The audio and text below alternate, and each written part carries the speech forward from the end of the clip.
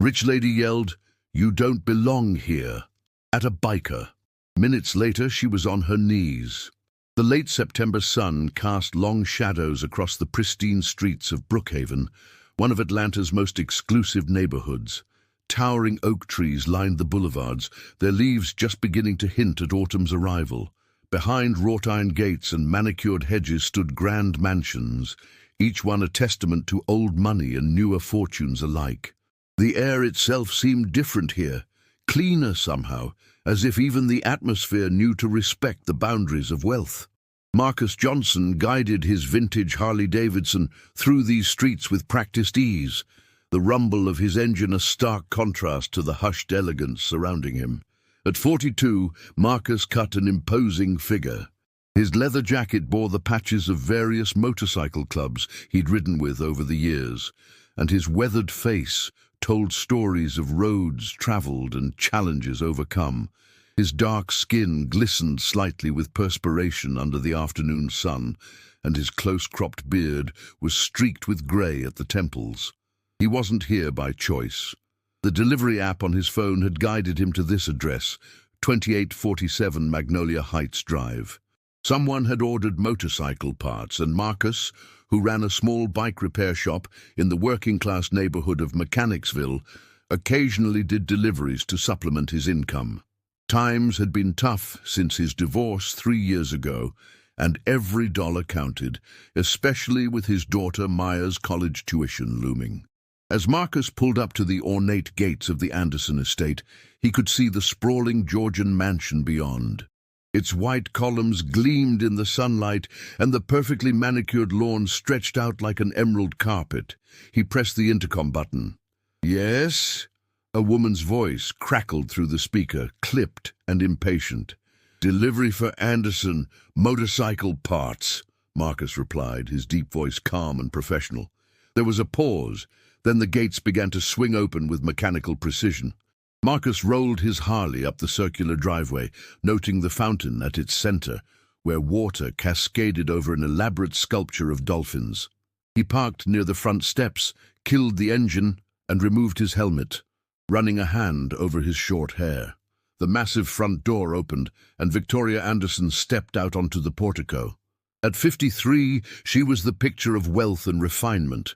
Her silver-blonde hair styled in an elegant bob, her cream-colored pantsuit probably costing more than Marcus made in a month. Diamond studs sparkled at her ears, and her manicured fingers were adorned with rings that caught the light. But it was her expression that struck Marcus most, a look of barely concealed disdain, as if she'd discovered something unpleasant on the bottom of her designer shoe. "You're the delivery person?" Victoria's voice dripped with skepticism as her ice-blue eyes swept over Marcus, taking in his worn leather jacket, his weathered jeans, his scuffed boots. "Yes, ma'am. Marcus Johnson. I have your package." He reached into his saddlebag, pulling out a wrapped parcel containing the chrome exhaust pipes her husband had ordered. Victoria descended the steps slowly, her heels clicking against the marble. She didn't reach for the package. Instead, she stopped a few feet away, crossing her arms. "I don't understand why my husband insists on ordering from such establishments. Surely there are more appropriate vendors." Marcus felt the familiar tightening in his chest, the same feeling he'd experienced countless times throughout his life. He kept his expression neutral, his voice steady. "These are quality parts, ma'am. German-made. Your husband has good taste in motorcycles."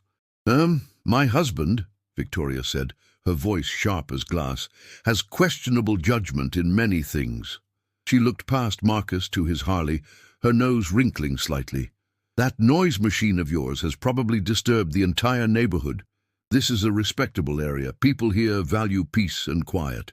"I apologize if the sound bothered you," Marcus replied, though he knew his bike's exhaust was within legal limits. "If you could just sign for the delivery, I'll be on my way." Victoria made no move toward the electronic signature pad Marcus held out. Instead, she took a step closer, her perfume, something expensive and floral, overwhelming the space between them.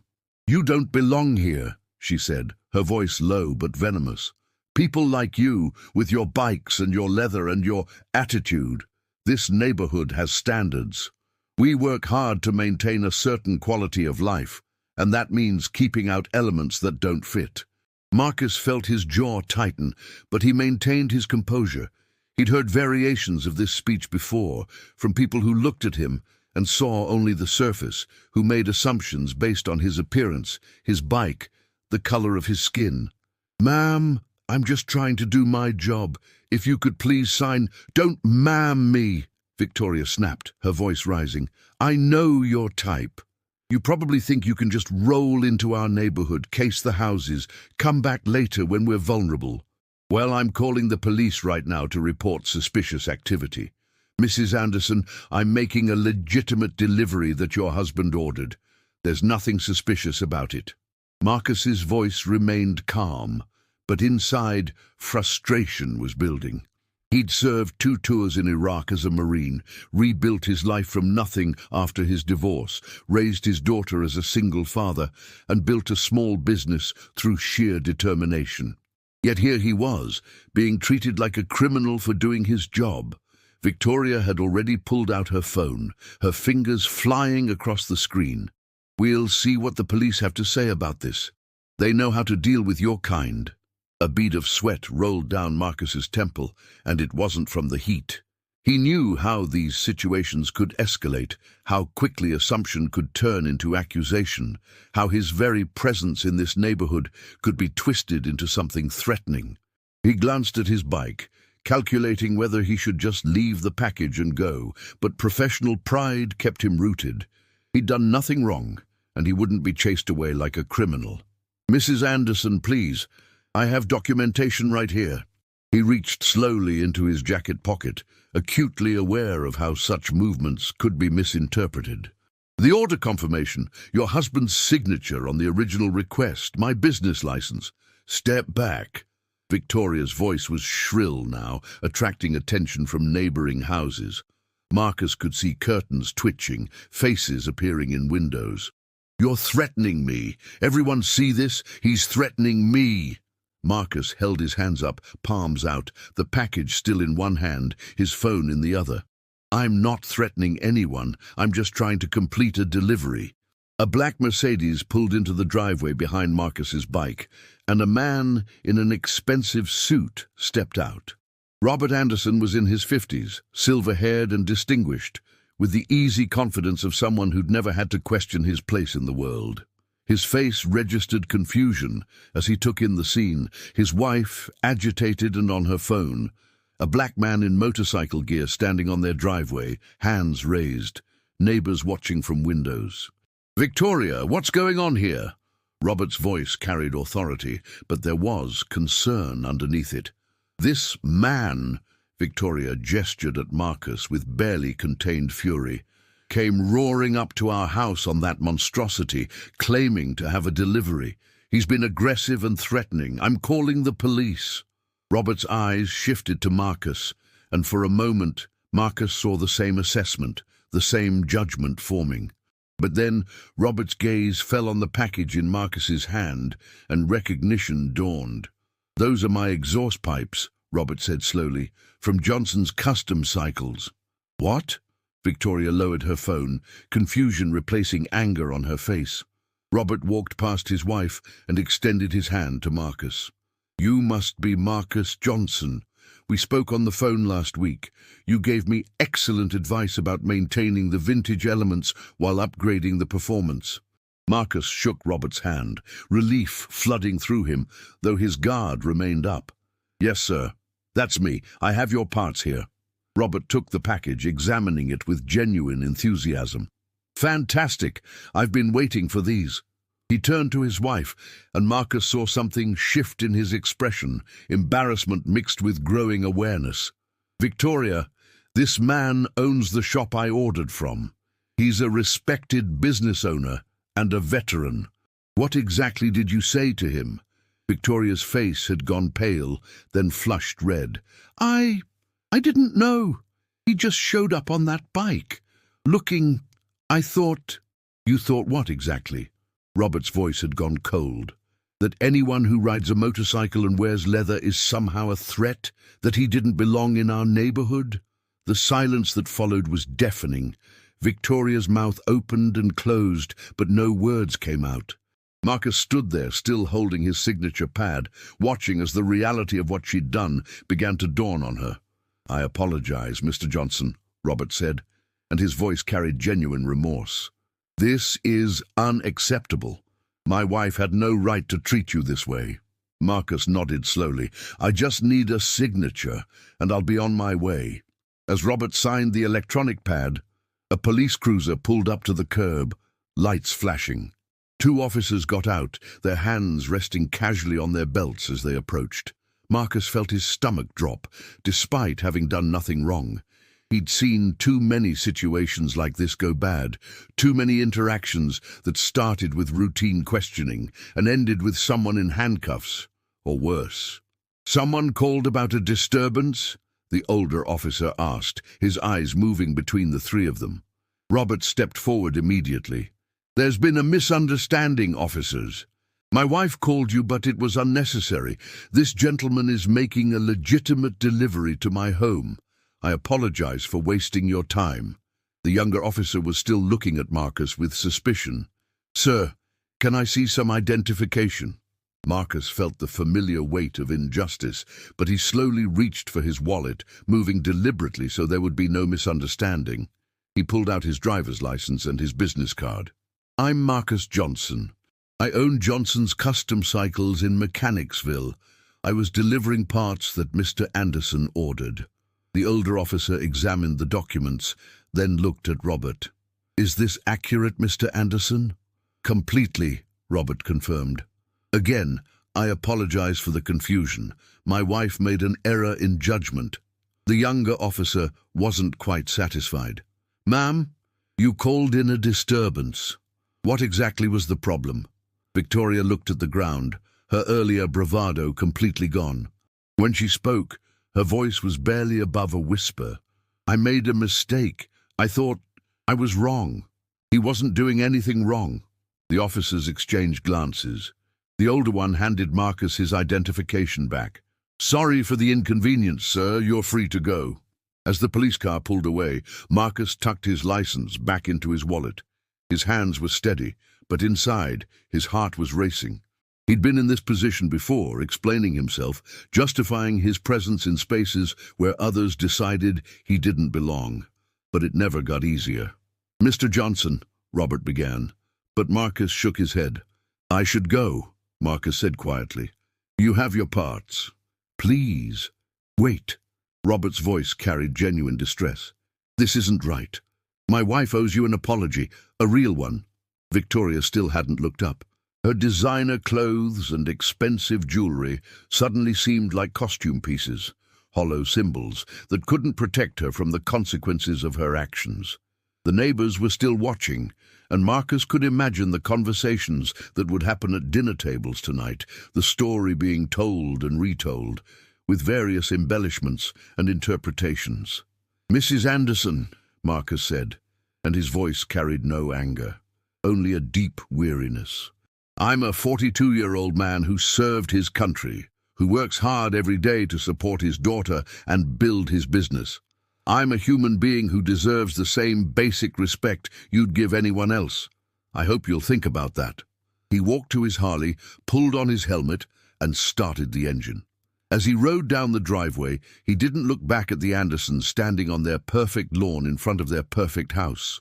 He'd delivered the parts, he'd kept his composure, and he'd walked away with his dignity intact. But the encounter left a bitter taste in his mouth, a reminder that no matter how hard he worked or how much he achieved, there would always be people who looked at him and saw only what they wanted to see. The rumble of his engine faded as he disappeared down Magnolia Heights Drive, leaving behind a silence heavy with unspoken truths and uncomfortable realizations. Victoria Anderson stood frozen, her husband beside her, both of them forced to confront something they'd been able to ignore from the comfortable distance of their privilege. The sun continued its descent toward the horizon, casting the neighborhood in golden light that made everything look beautiful and perfect. But appearances, as Victoria was learning, could be deceiving. The Anderson household was silent that evening, but it was the kind of silence that pressed down like a physical weight. Robert sat in his study, nursing a glass of scotch he hadn't really wanted, staring at the chrome exhaust pipes on his desk without really seeing them. Victoria moved through the kitchen mechanically, preparing a dinner neither of them would eat, her mind replaying the afternoon's events in an endless, nauseating loop. "We need to talk about what happened," Robert finally said when they sat down at the dining room table. The formal dining room, with its crystal chandelier and imported Italian marble, suddenly felt absurdly pretentious. Victoria pushed her salmon around her plate. "I know what you're going to say. Do you?" Robert set down his fork with more force than necessary. "Do you really understand what you did today, Victoria? You accused an innocent man of being a criminal. You called the police on someone who was simply doing his job. You could have ruined his life over nothing but your own prejudices." "I made a mistake," Victoria said, her voice tight. "I already admitted that." "A mistake." Robert's voice rose. "A mistake is using salt instead of sugar in your coffee. What you did was deliberate judgment based on how someone looked, how they dressed, what they drove. You saw a black man on a motorcycle in our neighborhood and you immediately decided he was a threat." Victoria's face flushed. "That's not fair. It wasn't about... I didn't think about his race. Didn't you?" Robert leaned back in his chair, studying his wife as if seeing her for the first time. "Be honest with yourself, Victoria. If a white man in a business suit had driven up in a Lexus to make a delivery, would you have questioned his presence? Would you have threatened to call the police?" The question hung in the air between them. Victoria wanted to protest, to defend herself, but the words died in her throat because she knew the answer. She'd grown up in Greenwich, Connecticut, surrounded by wealth and whiteness, where people of color existed primarily as service providers, housekeepers, gardeners, delivery drivers. She'd never questioned the invisible barriers that kept different worlds separate, never examined the assumptions that allowed her to move through life with such confident certainty about who belonged where. "I was scared," she finally said, but even to her own ears it sounded hollow. "Of what?" Robert demanded. "A man making a delivery in broad daylight? A decorated Marine veteran who owns his own business? Or were you scared of having your perfect neighborhood, your perfect life, reminded that different kinds of people exist?" Victoria stood up abruptly, her chair scraping against the hardwood floor. "I don't have to sit here and be lectured. I said I made a mistake. What more do you want from me? I want you to understand." Robert was on his feet now, too. "I want you to recognize that what you did today could have had serious consequences.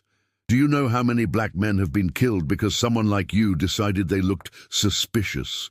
Do you understand that your phone call could have escalated into something tragic?" "But it didn't," Victoria said, but her voice lacked conviction. "Only because Marcus Johnson was extraordinarily composed, and because I came home when I did," Robert countered. "But the damage is done, Victoria. Our neighbors saw. The police came. And that man, who did nothing wrong, had to stand on our driveway and justify his existence while you treated him like a criminal." Victoria sank back into her chair, suddenly exhausted.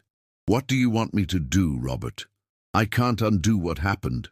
"No, but you can learn from it. You can acknowledge that your actions came from a place of privilege and prejudice. You can make amends." Robert sat down across from her, his anger giving way to something sadder. "We've been married 28 years, Victoria. We've built this life together, but right now I'm looking at you and wondering who you really are." The words hit Victoria like a physical blow. She looked around the dining room, at the expensive art on the walls, the antique sideboard that had belonged to her grandmother, the fresh flowers in the crystal vase. All of it suddenly seemed meaningless, empty symbols of a success that was starting to feel hollow. "I'll apologize," she said quietly. "I'll find him and apologize properly."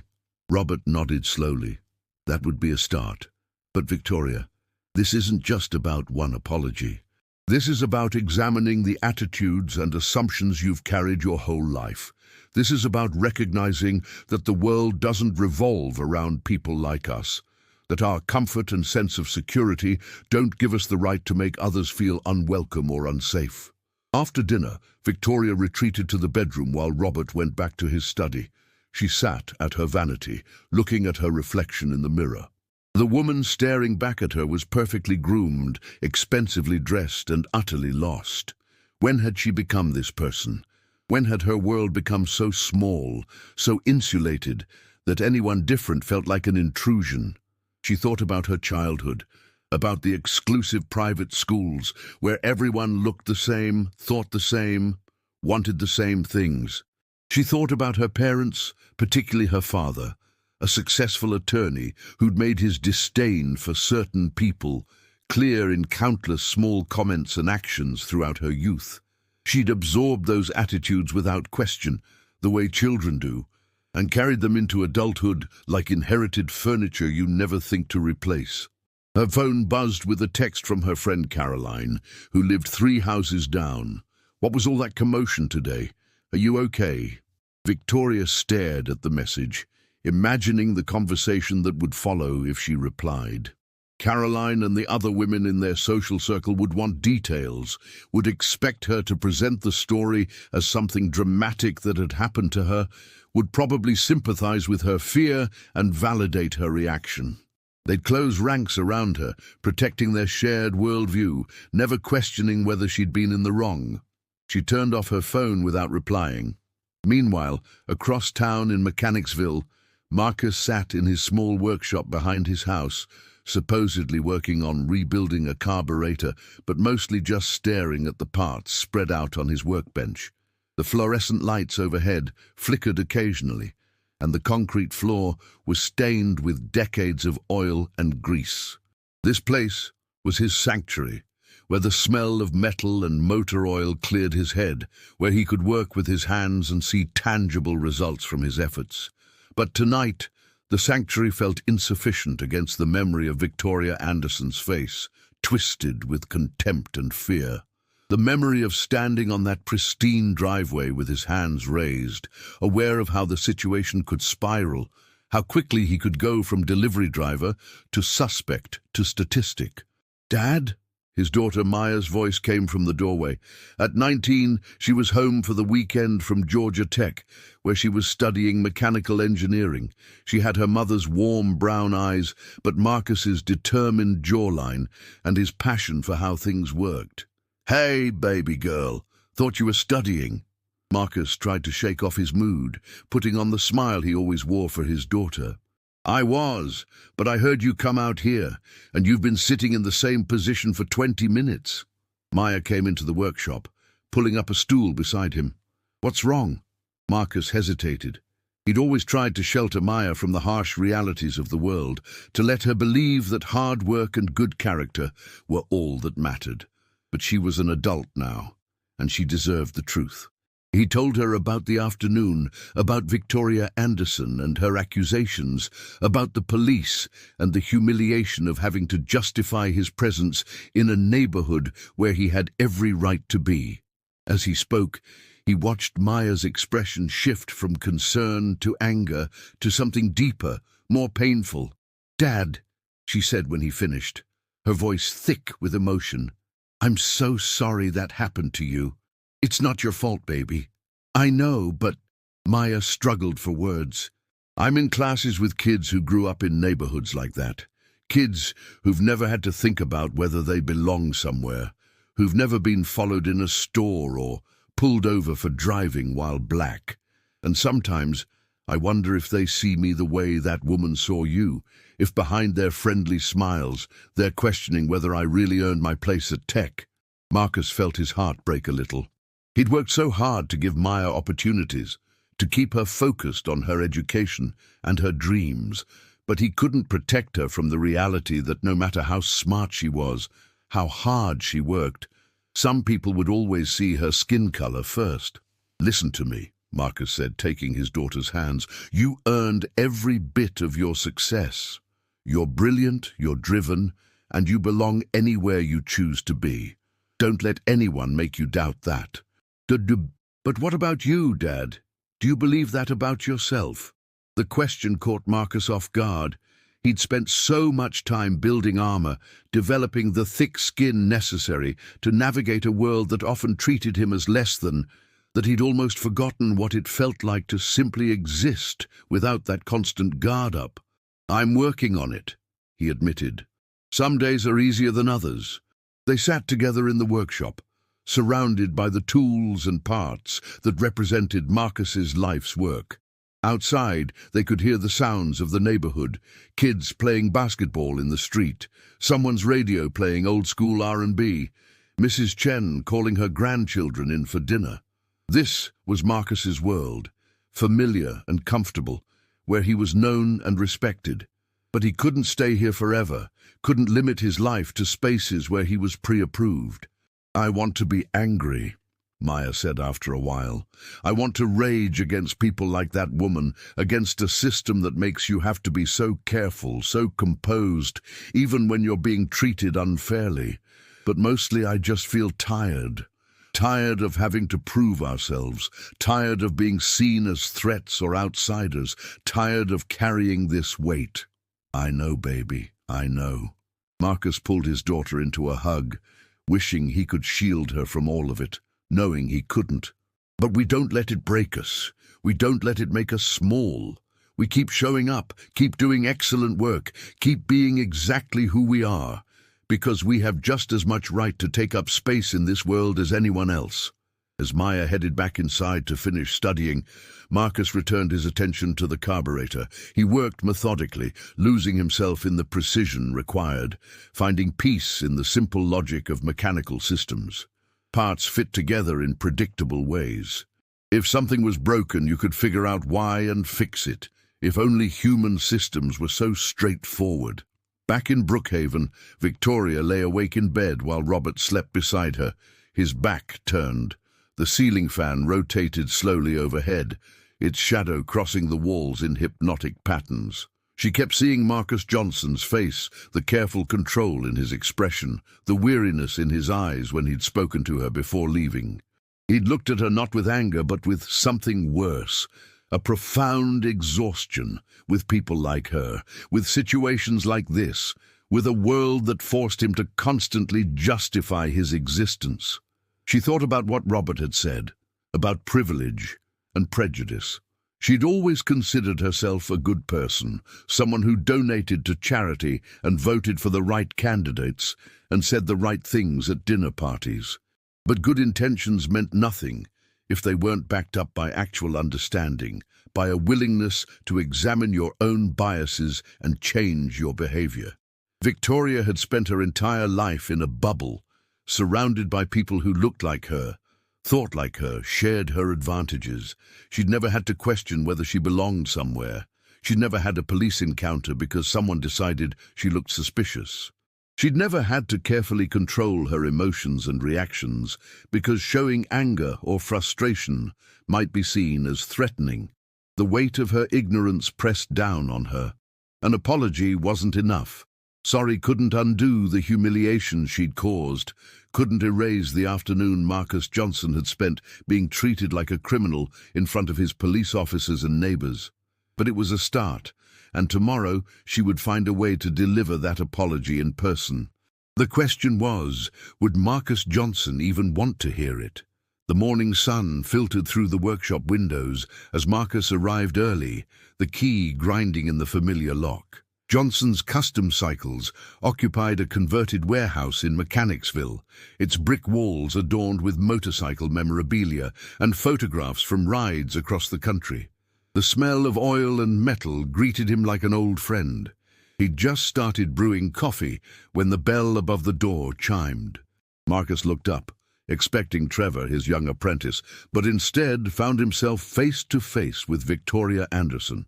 She looked different from 2 days ago. The designer outfit had been replaced with simple jeans and a plain sweater. Her hair, previously styled to perfection, was pulled back in a casual ponytail.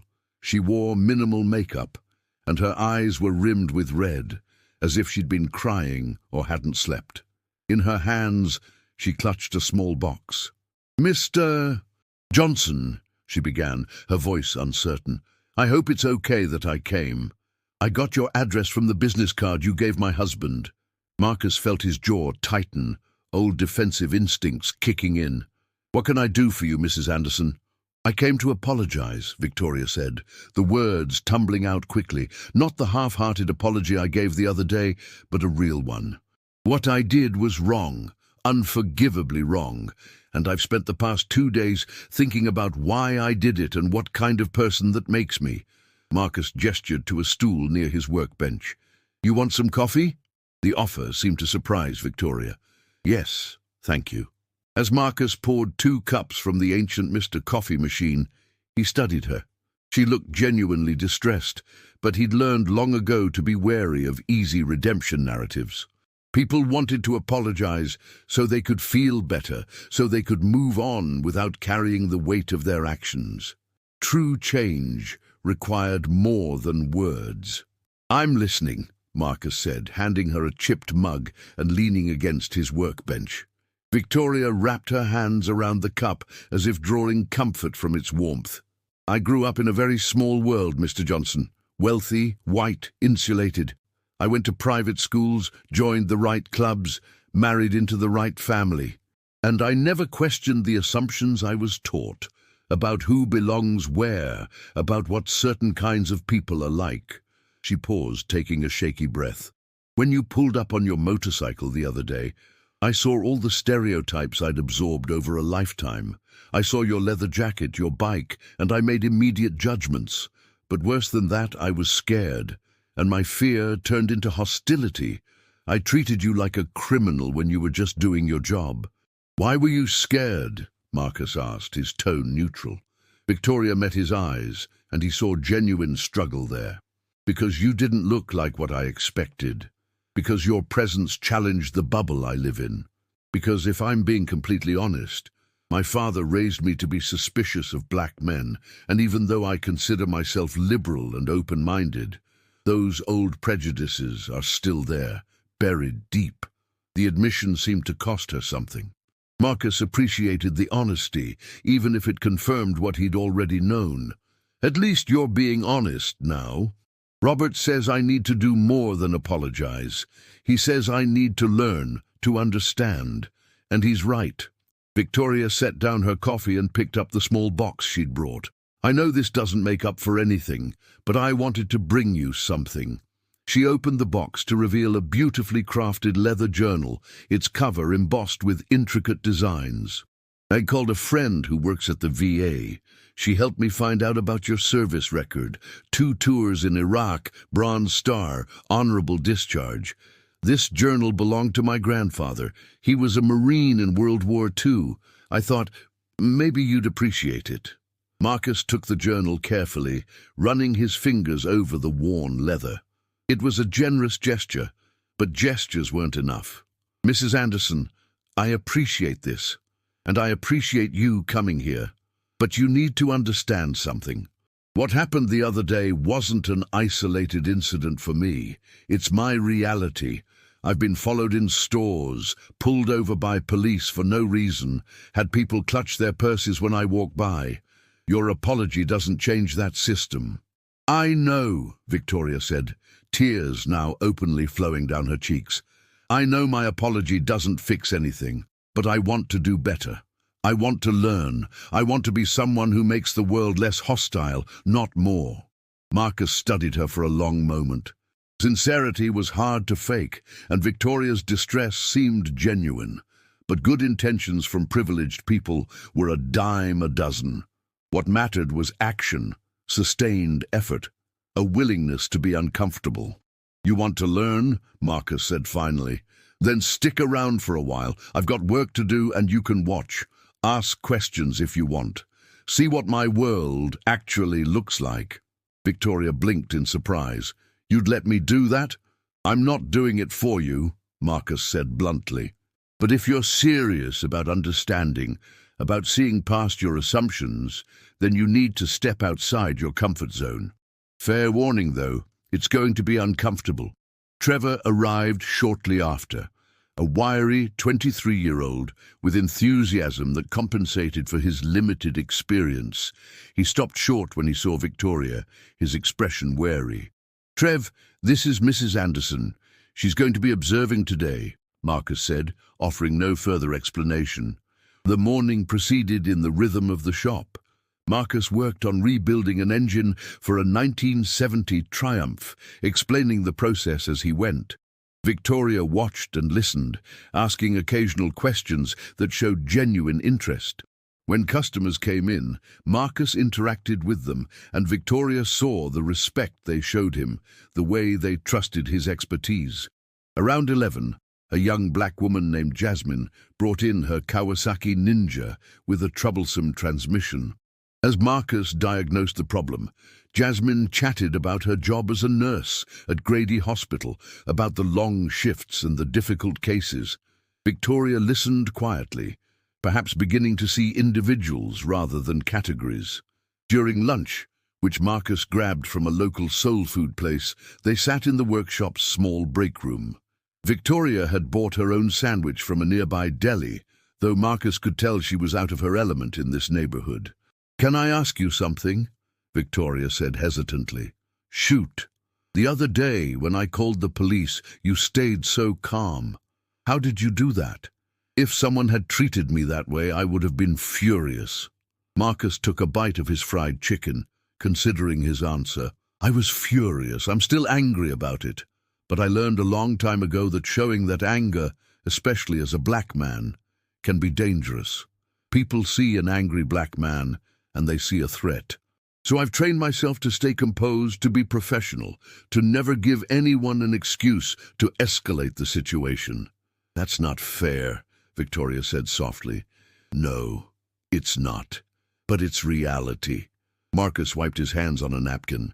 "You know what the worst part is? I shouldn't have had to be perfect in that moment. I should have been able to be frustrated or annoyed or even angry about being accused of crimes I didn't commit. But I didn't have that luxury, because my reaction could have determined whether I went home to my daughter that night." Victoria was quiet for a long moment. "I never thought about it that way. I've never had to worry that expressing emotion might put me in danger. That's privilege, Mrs. Anderson, not having to think about things that other people constantly have to navigate." The afternoon brought more customers, more repairs, more glimpses into Marcus's world. Victoria met Derek, a middle-aged white man who'd been coming to Marcus's shop for a decade, and spoke glowingly about the quality of his work. She met Rashid, a young immigrant from Somalia who was saving up to buy his first bike and stopped by regularly to absorb knowledge from Marcus. She saw the community that existed in this space, diverse and supportive, bound together by a shared passion for motorcycles. Around 4 o'clock, as Marcus was finishing up the Triumph, Victoria's phone rang. She glanced at the screen and frowned. "It's Caroline, my friend from the neighborhood. I should—" "Take it," Marcus said. Victoria stepped outside, and through the window Marcus could see her pacing as she talked. When she returned, her expression was troubled. "Everything okay?" he asked. "Caroline wanted to meet for tennis and gossip about what happened the other day. She called you that biker guy and said she couldn't believe how threatening the situation must have been." Victoria paused. "I told her she was wrong, that you weren't threatening at all, that I was the one who behaved badly. She got quiet and said she had to go." "Doesn't feel good, does it?" Marcus said, "standing up to your friends, challenging the comfortable narratives." "No, it doesn't, but it feels necessary." Victoria looked around the workshop, at the tools and the bikes and the photographs on the walls. "This place, your business, it's impressive. You've built something real here. It took years and a lot of hard work. After I got back from Iraq, I struggled for a while. PTSD, adjusting to civilian life, dealing with my divorce. Motorcycles saved me in a way, working with my hands, building something concrete, being part of the riding community. It gave me purpose when I was lost." "How did you end up doing deliveries to places like Brookhaven? You clearly don't need the extra work." Marcus set down his wrench. "My daughter's at Georgia Tech studying engineering. Even with scholarships and financial aid, it's expensive. I do the deliveries to help cover costs, to make sure she can focus on her studies without worrying about money. She's brilliant, Mrs. Anderson. She's going to do amazing things, and I'll do whatever it takes to support that. Victoria's eyes glistened with tears again. She's lucky to have you. I'm lucky to have her. Marcus straightened up, stretching his back. Listen, Mrs. Anderson. Please, call me Victoria. Victoria, then. What you did today, coming here, being willing to sit and listen and see my world, that matters. But it can't be a one-time thing.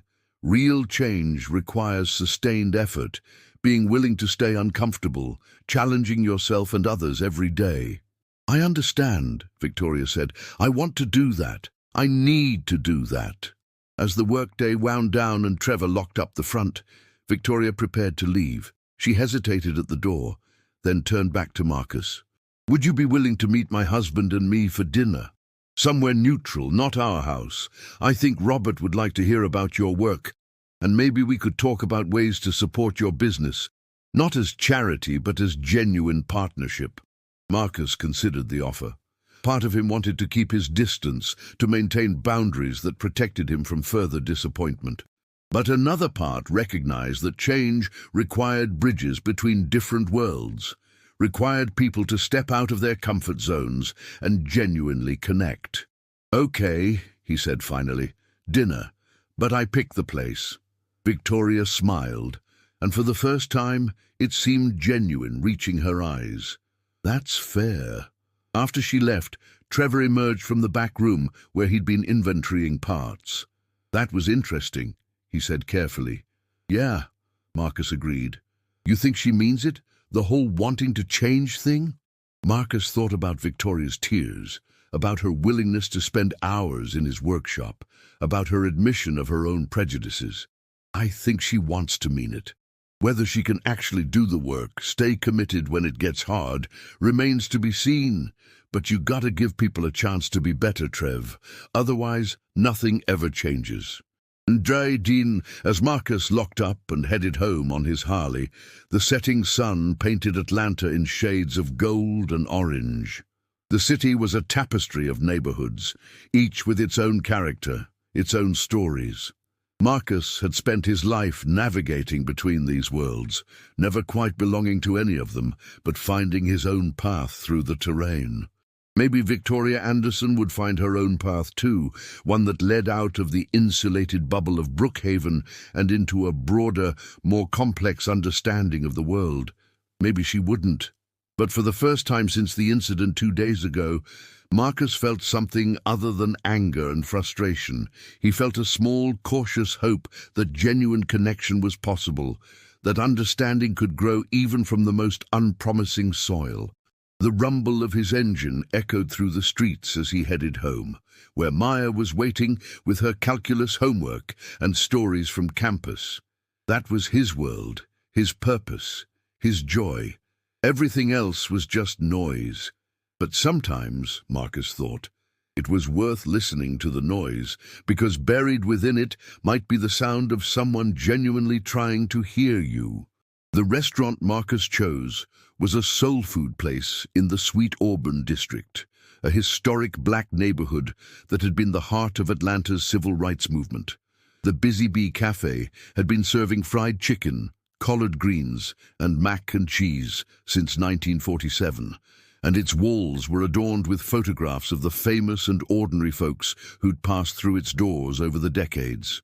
Martin Luther King Jr. had eaten here. So had countless families, workers, and community members who'd built lives in this neighborhood. Robert and Victoria Anderson arrived 15 minutes early, parking their Mercedes in a public lot and walking the 2 blocks to the restaurant. Victoria looked around, taking in the streetscape so different from Brookhaven. There were beauty supply stores with colorful awnings, a barber shop where men gathered on the steps talking and laughing, a church with a sign advertising Sunday service and Wednesday night Bible study. People moved with purpose along the sidewalks, some in business attire, others in casual clothes, a cross-section of black Atlanta going about their lives. Inside the Busy Bee, The dinner rush was in full swing. The place buzzed with conversation and laughter, the clink of silverware against plates, the calls from the kitchen. Victoria and Robert stood uncertainly near the entrance until Marcus appeared, Maya at his side. "Mr. and Mrs. Anderson." Marcus greeted them, his tone neutral but not unfriendly. "This is my daughter, Maya." Maya extended her hand with confident professionalism. "Nice to meet you both. Dad told me about everything that happened." Victoria took Maya's hand, and Marcus saw shame flash across her face as she realized this young woman, brilliant and poised, was the daughter of the man she'd tried to have arrested. "It's wonderful to meet you, Maya. Your father speaks very highly of you." They settled into a booth, Marcus and Maya on one side, the Andersons on the other. A waitress named Betty, who'd known Marcus since he was a kid visiting his grandmother in this neighborhood, brought menus and sweet tea without being asked. "This place is special to me," Marcus explained as they looked over the menu. "My grandmother brought me here every Sunday after church. She was part of the generation that fought for civil rights, who marched and organized and demanded change. She taught me about dignity, about standing up for yourself, about community. This neighborhood, these streets, they're filled with history." Robert looked around with genuine interest. "I'm ashamed to admit, I've never been to this part of Atlanta, despite living here for 20 years. "That's part of the problem, isn't it?" Maya said, and her voice carried a gentle challenge.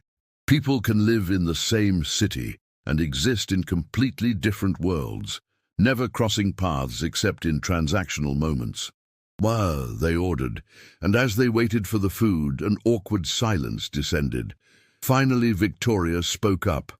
"I want you both to know that I've spent every day since our first meeting thinking about what I did, about the assumptions I made.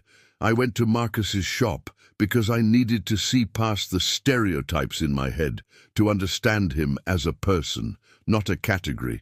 But that's just the beginning. I need to do the work to change, really change." "What does that work look like to you?" Maya asked. She was studying psychology as a minor, Marcus knew, and she had a gift for asking questions that cut to the heart of things. Victoria glanced at Robert before answering. "Honestly, I'm still figuring that out. I've started reading books about race and privilege. I've joined an online discussion group about confronting bias, but I know that's not enough. I need to actively challenge the bubble I live in, to have uncomfortable conversations with my friends and family, to support businesses and causes that promote equity. And you have to be okay with making mistakes," Maya added. "Growth isn't linear. You'll say the wrong thing sometimes, have to apologize again, keep learning. The key is not giving up when it gets hard or uncomfortable." The food arrived, heaping plates of southern comfort, fried chicken with crispy skin, collard greens seasoned with smoked turkey, creamy mac and cheese, cornbread that crumbled at the touch. For a few minutes, they ate in companionable silence, and Marcus noticed Victoria's genuine appreciation for the food. "This is incredible," she said after her first bite of chicken. "I can see why this place is special to you." As the meal progressed, the conversation flowed more easily. Robert talked about his own awakening, about how he'd coasted through life on privilege without recognizing it, about the work he was now doing to be more aware and active. He mentioned that his company, a mid-sized tech firm, had a diversity problem and that he was pushing for real changes in hiring and promotion practices. "It's not enough to just not be racist," Robert said. "You have to be actively anti-racist, which means using whatever influence and resources you have to combat systemic inequality." Marcus appreciated Robert's words, though he'd heard similar sentiments before from well-meaning white people. The test would be whether Robert followed through when it became inconvenient or costly. Maya steered the conversation toward more personal topics. She asked the Andersons about their lives, their interests. Victoria talked about her volunteer work with an art museum, her love of gardening, her anxiety about getting older and feeling irrelevant. Robert discussed his passion for vintage motorcycles, which led to an animated conversation with Marcus about restoration techniques and the joy of riding. "You know," Robert said at one point, "I've belonged to a motorcycle club for years, but it's all guys like me, wealthy, white, professional. We take weekend rides through North Georgia, stay at nice inns, congratulate ourselves on being rebellious while never actually challenging ourselves. Why not ride with a more diverse group?" Maya asked. Robert looked uncomfortable. "I guess I never thought about it. Or maybe I did and didn't want to acknowledge that my club is exclusive by design, even if we don't explicitly say so. You should come ride with my group sometime," Marcus offered. "We're a mixed crew. Different races, different backgrounds, different bikes. We ride to raise money for veterans' causes, to support each other through hard times, to just enjoy the freedom of the road. It's not about status or having the most expensive bike. It's about community." "I'd like that," Robert said, and Marcus believed he meant it. As dessert arrived, peach cobbler with vanilla ice cream, Victoria brought up an idea she'd been developing. "Marcus, I've been thinking about your business. You do excellent work, but you're limited by your current location and resources. What if we helped you expand? Not as charity, but as investors. You could hire more staff, take on bigger projects, maybe even open a second location." Marcus felt Maya stiffen beside him, her protective instincts kicking in. He understood her concern. How many times had they seen well-intentioned white people swoop in with offers that ultimately served their own interests, or came with strings attached? "That's generous," Marcus said carefully, "but I'm not looking for investors right now. I've built this business slowly, on my own terms, and I want to keep that independence." "I understand," Victoria said quickly, "and I respect that. But the offer stands if you ever change your mind. Not to take over or control, but to support and amplify what you're already doing." They finished the meal and walked out into the warm evening. The street had taken on a different character as night fell, with the neon signs of restaurants and clubs beginning to glow. Music drifted from open doorways, a mix of jazz and R&B that seemed to pulse with the heartbeat of the neighborhood. "Thank you for this," Victoria said to Marcus. "For giving me a chance to make amends, for showing me your world, for this meal and conversation. I know I don't deserve your forgiveness." "It's not about deserving," Marcus replied. "It's about choosing to be better, to do better. What happened between us was painful and humiliating for me, but if something good can come from it, if it leads to real understanding and change, then maybe it wasn't entirely without purpose." Maya hugged Victoria, surprising everyone, including herself. "Keep doing the work," she said quietly. "Keep challenging yourself and others, and don't let your friends in Brookhaven pull you back into comfortable ignorance." As the Andersons walked back to their car, Marcus and Maya stood on the sidewalk watching them go. The street around them was alive with energy, with people living their lives, with the beautiful complexity of a community that had survived and thrived despite systemic obstacles. "What do you think, baby girl?" Marcus asked. "Did we just witness genuine transformation, or was it all performance?" Maya considered the question. "I think it was genuine, but I also think it's just the beginning. Talk is easy. Sustained action is hard, especially when it means sacrificing comfort and confronting people you love. The real test will be what they do next week, next month, next year." "Wise words," Marcus said, pulling his daughter into a side hug. They climbed onto Marcus's Harley, Maya behind him, her arms wrapped around his waist like she'd done since she was a little girl. As they rode through the streets of Atlanta, past the different neighborhoods and communities that made up the city, Marcus thought about bridges and boundaries, about the possibility of genuine connection across the divides that too often kept people separate. The incident with Victoria Anderson had been painful, had forced him to once again confront the reality of prejudice and privilege. But it had also created an unexpected opening, a chance for real dialogue and understanding. Whether that opening led to lasting change remained to be seen. What Marcus knew for certain was this: he would continue to show up, to do excellent work, to take up space in the world with pride and dignity. He would continue to raise his daughter to be strong and brilliant and uncompromising in her self-worth. He would continue to build community with people who saw him for who he truly was. And if someone like Victoria Anderson wanted to do the hard work of confronting her own biases and becoming an ally in the fight for justice and equity, Marcus would give her the chance. Not because she deserved it, but because the work of building a better world required bridges as much as boundaries. The rumble of his Harley echoed through the city streets as father and daughter headed home, where the work of their lives continued, where dreams were pursued and challenges were met, where love and determination were the foundation of everything that mattered.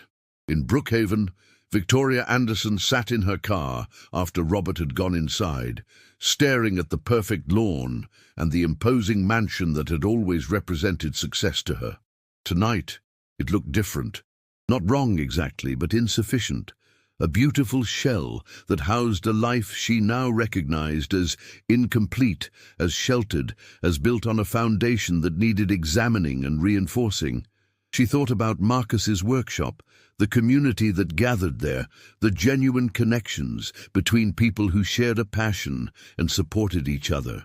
She thought about the Busy Bee Cafe, about the history embedded in its walls, about the resilience of a neighborhood that had faced down segregation and urban renewal and economic challenges yet continued to thrive. She thought about Maya, brilliant and confident, and about Marcus, dignified despite the indignities he'd faced. She thought about the work ahead of her, the uncomfortable conversations, the need to actively challenge the systems and attitudes that had shaped her life. It wouldn't be easy. Some of her friends would pull away, uncomfortable with her new awareness, resistant to examining their own privileges. Some would accuse her of virtue signaling or being performative. There would be moments of frustration, times when she'd want to retreat back into the comfortable bubble of ignorance, but she'd stood on her driveway and watched police approach an innocent man because of her unfounded fears. She'd seen the exhaustion in Marcus's eyes, the weariness of someone who'd been through this too many times.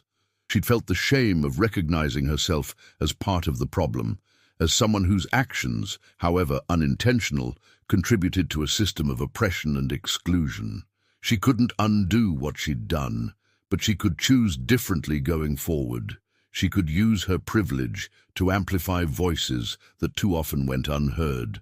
She could challenge her community to be better, to see beyond the gates and perfect lawns to the larger world that existed just beyond their exclusive neighborhood. Victoria got out of the car and walked into her house, where Robert was waiting. Together, they would figure out how to live differently, how to be part of the solution rather than the problem. It would be a journey, not a destination, with setbacks and successes along the way. But as Victoria looked around her beautiful house that suddenly felt less like a sanctuary and more like a comfortable cage, she understood that the work ahead, difficult as it might be, was absolutely necessary, not just for people like Marcus and Maya, but for herself, for her soul, for the kind of person she wanted to be. The night settled over Atlanta, over Brookhaven and Mechanicsville and Sweet Auburn, over all the neighborhoods and communities that made up the city. In each of these places, people were living their lives, facing their challenges, building their dreams. Some of those lives would intersect, would create moments of conflict or connection, would offer opportunities for growth or regression. What happened in those moments, how people chose to respond to them, would determine not just individual futures, but the character of the community itself. It was in those choices, multiplied across thousands of interactions every day, that real change either happened or failed to happen. Marcus Johnson had made his choice. To remain open to connection even after being hurt, to offer grace even when it wasn't deserved, to believe in the possibility of transformation. Victoria Anderson had made her choice to confront her own biases, to do the difficult work of change, to use her privilege in service of justice. Whether those choices would lead to lasting change, whether the bridge they'd begun to build between their different worlds would hold, only time would tell. But the possibility existed, fragile and precious, a small light against the darkness of prejudice and division. And sometimes a small light was enough to show the way forward.